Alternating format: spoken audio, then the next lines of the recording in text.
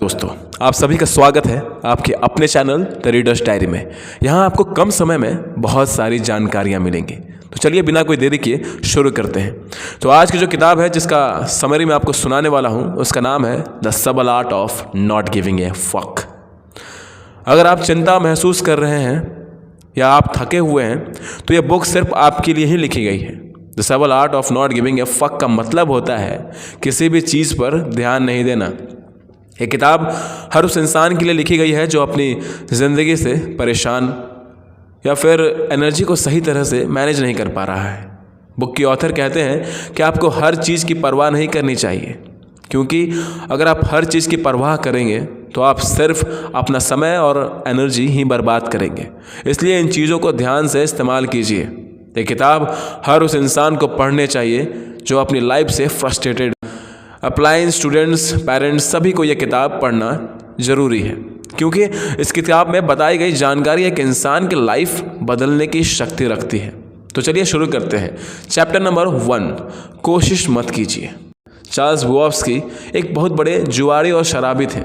Charles ज़िंदगी से हारे हुए इंसान थे, ऐसे थे जिनकी सलाह शायद ही कोई लेता होगा।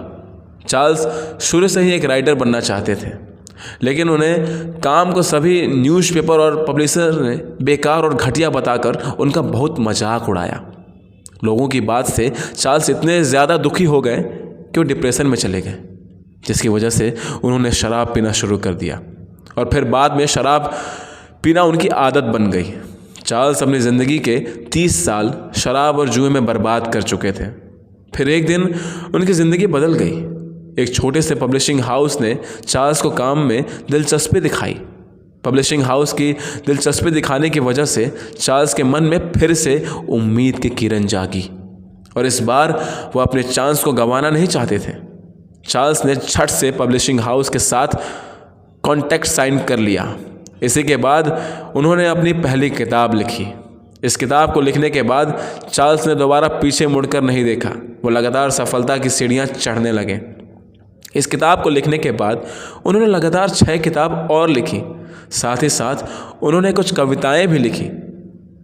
चार्ल्स के द्वारा लिखी गई किताब को 2 मिलियन से भी ज़्यादा लोगों ने ख़रीदा था। यह उनके लिए एक बहुत बड़ी कामयाबी थी। वैसे तो अमेरिकी ड्रीम में यही बात कही जाती है कि हमेशा कोशिश करो और कभी हार मत मानो, लेकिन जब चार्ल्स मरे तब उनकी कब्र के पत्थर पर लिखा गया था, कोशिश मत करो। चार्ल्स की खास बात यह नहीं थी कि ज़िंदगी के बुरे हालातों से निकलकर अपनी ज़िंदगी को बदला, बल्कि उनकी ज़िंदगी जैसी थी उन्होंने अपनी ज़िंदगी को वैसे ही स्वीकार किया और सक्सेसफुल बने। और सक्सेसफुल बनने के बाद भी उनमें कोई ख़ास बदलाव नहीं आया, क्योंकि ना तो उसकी अच्छाई ने उसे सक्सेस दिलाई थी और ना ही सक्सेस मिलने के बाद वो एक अच्छा इंसान बना। हम सभी अपनी ज़िंदगी में एक ऐसे वक्त से ज़रूर गुजरते हैं जब हालात बद से बदतर होते चले जाते हैं। जैसे कई लोगों को बहुत ज़्यादा गुस्सा आता है और उनको इस बात से भी गुस्सा आता है कि वो अपने गुस्से को कंट्रोल नहीं कर पा रहे हैं, मतलब कुछ भी। लेकिन अपने ऊपर गुस्सा करने की जगह आपको ये सोचना चाहिए कि आप अपने गुस्से को शांत कैसे कर सकते हैं या कैसे कम कर सकते हैं। जब आप कभी अकेले होते हैं या फिर निराश होते हैं तब आपके मन में नेगेटिव विचार घूमने लगते हैं, जिसकी वजह से ये होता है कि आप अपने अकेलेपन के बारे में इतना ज़्यादा सोचने लगते हैं कि आप घंटों इसी सोच में ही बिता देते हैं और उदास रहते हैं। इस तरह की चीज़ें जब किसी के साथ होती हैं तब वो जहन्नुम के लूप में फंसे होते हैं। आपके साथ सारी चीज़ें अच्छी हो, आप अच्छे से रहें और आप अच्छे अच्छे काम करते रहें, ऐसा होना थोड़ा मुश्किल है, क्योंकि ज़िंदगी ऐसे नहीं चलती। इसलिए आपको नेगेटिव चीज़ों को भी स्वीकार करना पड़ेगा, क्योंकि नेगेटिव बातों को एक्सेप्ट करना ही एक बहुत बड़ा पॉजिटिव साइन होता है। वैसे तो ये सुनने में बुरा लगता है, लेकिन बिल्कुल सच है कि जितना ज़्यादा आप खुशियों के पीछे भागते हैं, खुशियाँ आपसे और दूर चली जाती हैं। एग्जाम्पल के लिए कहूँ, जब आप जिम में वर्कआउट करने के लिए जाते हैं, आपके बॉडी में पेन होना शुरू हो जाता है, लेकिन यही पेन बाद में आप मसल्स के तौर में आपको रिवार्ड देता है। इसी तरह जब आप किसी काम में नाकामयाब होते हैं तब आप डबल जोश के साथ उस काम को करने में लग जाते हैं। दर्द या फिर हार आपको ज़िंदगी में जो कुछ भी मिलता है आपको उसकी परवाह बिल्कुल नहीं करनी चाहिए। यहाँ कहने का मतलब ये है कि चाहे आपकी ज़िंदगी में कितनी ही बड़ी परेशानी क्यों ना आए, आपको अपनी परेशानियों पर ध्यान नहीं देना चाहिए। बस आराम से अपने काम को करते रहना चाहिए। हो सकता है ये कुछ लोगों को थोड़ा अजीब लग सकता है, लेकिन आपको दुनिया से मतलब ही क्या है। लेकिन कभी कभी हमारी ज़िंदगी में कोई ना कोई सिचुएशन ऐसी आ ही जाता है जिसमें ना चाहते हुए भी हमें ऐसे सिचुएशन को लेकर सोचना ही पड़ता है। अब इस सवाल आता है कि आखिर हमें किन चीज़ों के बारे में सोचना चाहिए और किन चीज़ों के बारे में नहीं। लेखक की माँ को उनके एक दोस्त ने अच्छी खासी रकम का चूना लगा दिया था, जिसकी वजह से लेखक की फाइनेंशियल हालत थोड़े ख़राब हो गए थे। ऐसे में लेखक अपनी माँ को उनके हालात में वैसे ही छोड़ सकता था और अपने काम से मतलब रख सकता था, लेकिन उन्होंने ऐसा नहीं किया। उन्होंने अपनी माँ को कहा कि वो लॉयर की मदद लेंगे और उस आदमी को सबक सिखाएंगे। चैप्टर नंबर 2, खुशियों के पीछे मत भागिए। दुनिया में ज़्यादातर लोग खुशियाँ चाहते हैं और इसमें कुछ भी गलत नहीं है।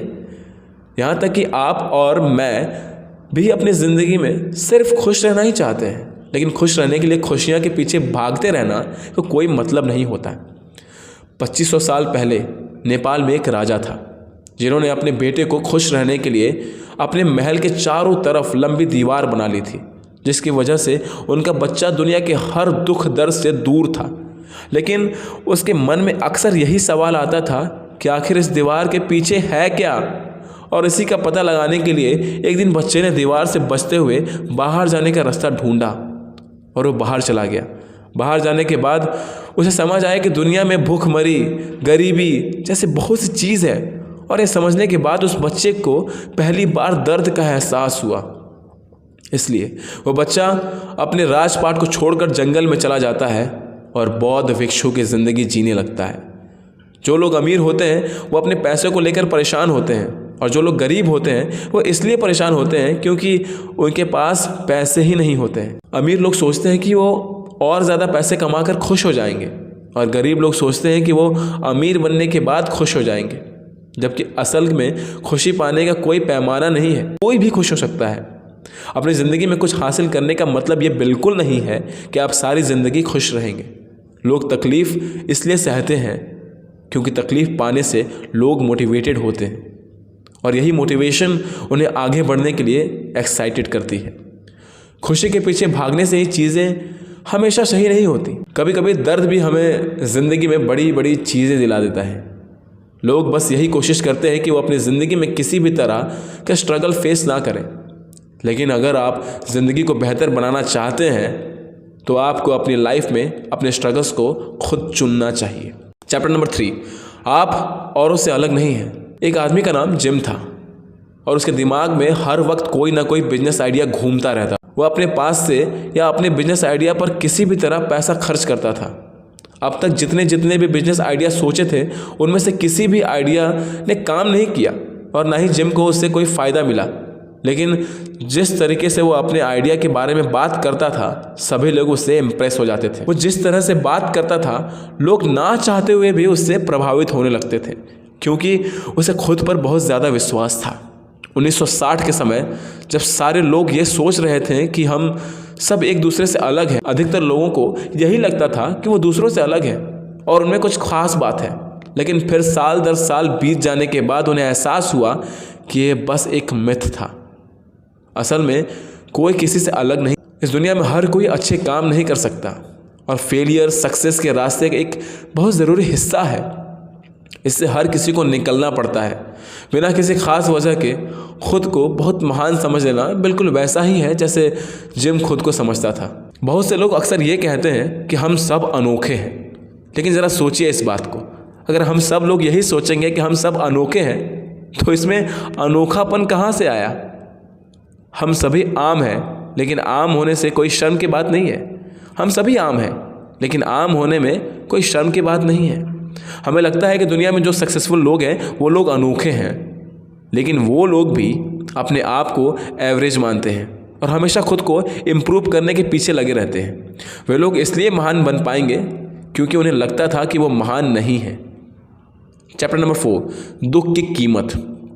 खुद को समझना बहुत ही मुश्किल चीज़ों में से एक माना जाता है, क्योंकि खुद को समझना बिल्कुल वैसा ही है जैसे प्याज से परत उतारना। जब आप अपनी भावनाओं को समझ जाएंगे तब आप अपने मुताबिक अपनी मंजिल को चुन पाएंगे।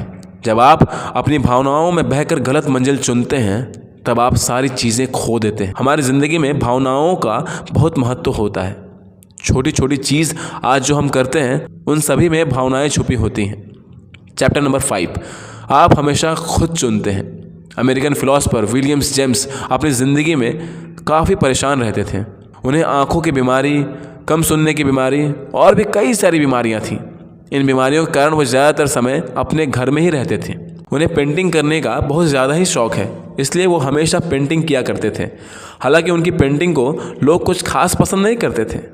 उनकी शारीरिक हालत हमेशा ही ख़राब रही, लेकिन विलियम जेम्स वो पहले इंसान थे जिन्होंने साइकोलॉजी विज्ञान की नींव रखी थी। ये कहानी हमें सीख देती है कि हमें हमेशा अपने काम की जिम्मेदारी खुद लेनी चाहिए। उन्होंने ये सोच लिया था कि अगर वो हार मान लेंगे तो वो सुसाइड कर लेंगे, और इसी चीज़ ने उन्हें जीवन में आगे बढ़ने के लिए मोटिवेट किया। तो दोस्तों, ये थी द बुक सबल art of not giving a fuck book की समरी। तो उम्मीद करते हैं कि आपको ये वीडियो बहुत अच्छी लगी होगी। अगर अच्छी लगी है तो बिना कोई देरी किए प्लीज़ मैं आपसे गुजारिश करता हूं कि चैनल को सब्सक्राइब किए बिना कहीं मत जाइएगा। वीडियो को लाइक कीजिएगा और अपने दोस्तों में शेयर कीजिएगा। फिर मिलते हैं अगले वीडियो में, तब तक अपना ख्याल रखिएगा, हमसे कनेक्ट रहिएगा। जय हिंद, जय भारत, वंदे मातरम।